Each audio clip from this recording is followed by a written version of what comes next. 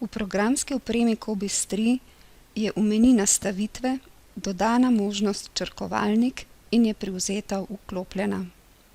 Izbrana nastavitev ostane aktivna, dokler je ne spremenimo.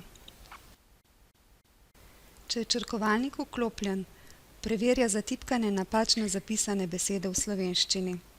Pri vseh zapisih je vklopljen v tistih poljih oziroma podpoljih, ki jih vedno navajamo v slovenskem jeziku, in sicer v podpoljih 010 b, d, v polju 215, v bloku 3xx, vklopljen pa je tudi v poljih za predmetne oznake.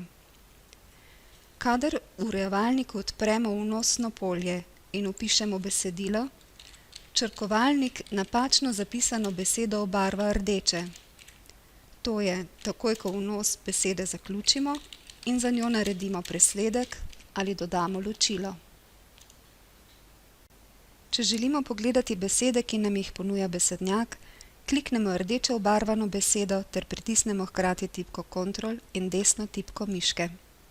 Odpre se meni s predlogi, med katerimi izberemo ustrezno besedo oziroma obliko besede.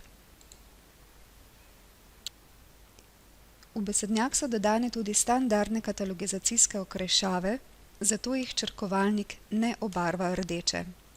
Seznam okrajšav dopolnjujemo v izumu, knjižnice pa nam lahko sporočijo predloge za dopolnitve.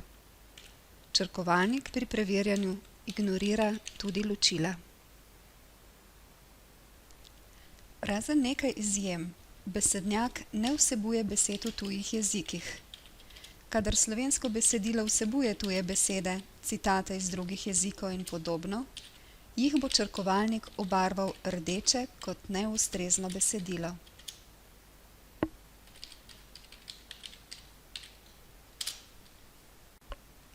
Pri poljih, ki so v jeziku vira, kot so polja iz bloka 2xx in le določena polja iz bloka 5xx, črkovalnik deluje le za vire v slovenščini, torej le, če podpolje 101a vsebuje kodo za slovenski jezik.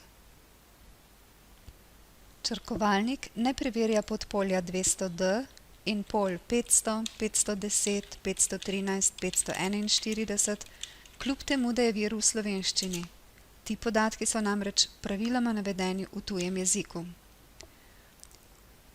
Črkovalnik deluje tudi pri vnosu normativnih zapisov. V nekaterih podpoljih je aktiven le, kadar smo v podpolje za jezik, v katerem oseba deluje, vpisali kodo za slovenski jezik.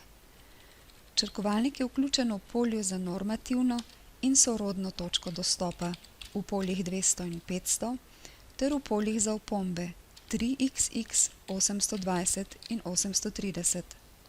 Za preverjanje zadnje besede v podpolju, ki je pri normativnih zapisih pogosto tudi edina, je nujno treba vnos v podpolje zaključiti s presledkom.